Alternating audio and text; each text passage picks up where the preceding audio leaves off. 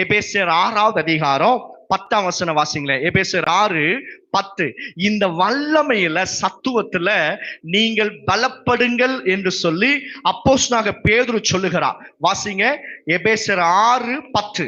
கடைசியாக என் சகோதரரே கர்த்தரிலும் அவருடைய சத்துவத்தின் வல்லமையிலும் பலப்படுங்கள். அவருடைய சத்துவத்தின் வல்லமையிலையும் பலப்படுங்கள். ஏன் பலப்படணும் அப்படின்னா, நமக்கு மாம்சத்தோடும் ரத்தத்தோடும் யுத்தம் இல்ல.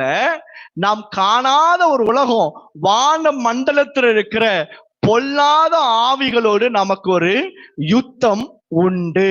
அல்லேலூயா. பாருங்க, இந்த spiritual world, physical world, 2 world இருக்கு.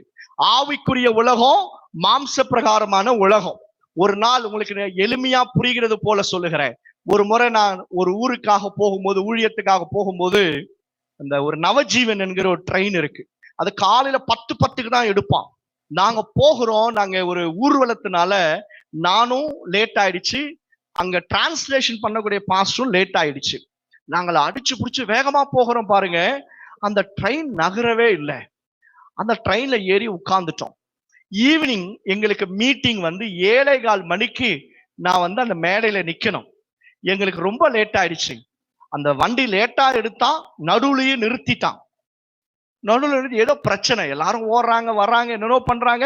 எப்படி ஆண்டுக்கு ட்ரெயின் மூவ் ஆயிடுச்சு. நாங்க போய் சேர்ந்துட்டோம். லேட் ஆயிடுச்சு. அவசரமா போறோம். நாங்க போய் எங்களை ஃப்ரெஷ் அப் பண்ணிட்டு நாங்க ரெடி ஆகி கொண்டிருக்கோம். ஒரு அம்மா வந்தாங்க. அந்த வெளியே ஒரு பாஸ்டர் இருந்தாரு. இன்னைக்கு பிரசங்கம் பண்ண வந்திருக்கிறாருல, அந்த ஊழியக்காரரை பார்க்கணும் அப்படின்னா, நான் அந்த டைம் அவங்க பேசி கொண்டிருக்கும் போது நானும் உள்ள நுழையிறேன். அப்ப அந்த பாஸ்டர் சொல்றாரு, அம்மா நீ கேட்ட நபர் இவருதாம்மா அப்படின்னாரு. அப்ப அந்த அம்மாக்குள்ள இருந்து ஒரு அசுத்தாவி சொல்லுது, ஏய் நான் தான் உன்னை வர வேண்டாம்னு சொன்னல, நீ வரக்கூடாதுன்னு தானே ட்ரெயினையே நிறுத்தின. இந்த டீட்டெயில் எதுவுமே அந்த அம்மாவுக்கு தெரியாது. நாங்க போய் கொஞ்ச நேரம் தான் ஆகுது. அந்த அம்மாக்குள்ள இருந்து அசுத்தாவி சொல்லுது, நீ ஏன் வந்த, நீ வரக்கூடாதுன்னு தானே. இவ்வளவு காரியம் என்னெல்லாம் நடந்ததோ அந்த காலையில இருந்து எல்லாம் அந்த அம்மா சொல்லுது.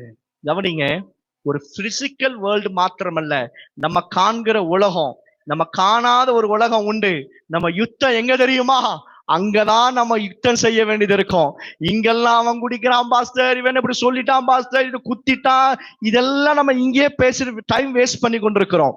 காணாத ஆவிக்குரிய உலகத்துல நீ யுத்தத்தை செய்ய வேண்டுமானா, தேவ பிள்ளைய கர்த்தருடைய வல்லமையிலையும் சத்துவத்திலையும் உன்னை நீ பலப்படுத்தி கொள்ள ஆயத்தமான அப்படின்னா, ஆவிக்குரிய யுத்தத்துல கர்த்தர் நமக்கு ஜெயத்தை கொடுப்பார். ஆமென் சொல்லுங்க. சர்வாயுத வர்க்கம், அந்த ஆவிக்குரிய வல்லமையில நான் வளர வேண்டுமானா பாதுகாக்கப்படணும். பாதுகாக்கப்படுகிறதற்கு இதே அதிகாரத்துல சர்வாயுத வர்க்கத்தை குறித்து வாசிக்கிறோம். எத்தனை பேருக்கு தெரியுமோ தெரியல, நீங்க வாசிங்க. ஒவ்வொரு நாளும் இந்த சர்வாயுத வர்க்கத்தை நீங்க வாயினால் அறிக்கையிட்டு அணிந்து கொள்ளும் போது நிறைய பேருடைய யுத்த கலை எங்க தெரியுமா? உன்னுடைய மைண்ட்ல, உன் சிந்தையில ஒரு யுத்த கலை இருக்கும். உன் சிந்தையில இருக்கிற யுத்த களத்துல உன்னால ஜெயத்தை பெற்றுக்கொள்ள முடியலன்னா, தேவ பிள்ளையே, நீ மாம்சத்திலும் தோற்கடிக்கப்படுவ. ஆவிக்குரிய வாழ்க்கை சஞ்சலம் நிறைந்ததாக இருக்கும். எந்த மனுஷி இயேசுவின் நாமத்தினால சிந்தனையில ஜெயத்தை எடுப்பானோ, அவனுடைய வாழ்க்கை ஜெயமுள்ள வாழ்க்கையா இருக்கும். கையை நல்லா மேல உயர்த்தி சொல்லுங்க, இயேசுவே என் சிந்தையில தேவனுடைய வல்லமை விளங்கட்டும். எல்லா விதமான நான் செத்துருவேன், நான் இருக்க மாட்டேன் என்று சொல்லுகிற சிந்தையை இயேசுவின் நாமத்தினால உடைக்கிறோம். இயேசுவின் நாமத்தினால அப்பா, எதிர்மறையான அவிசுவாசமான காரியங்கள் சிந்தையில கொண்டிருக்கிற பொல்லாத ஆவியை இயேசுவின் நாமத்தினால உன்னை நிர்மூலம் அடைவாயாக. இயேசுவின் நாமத்தினால சிந்தையில ஒரு விடுதலை உண்டாகட்டும். வாய் தந்து ஜெபம் பண்ணுங்க. சிந்தையில ஒரு விடுதலை உண்டாகட்டும். சிந்தையில நான் விடுதலை உண்டாகட்டும். இயேசுவின் நாமத்தினால ஜெபிக்கிறோம் பிதாவே, ஆமென்.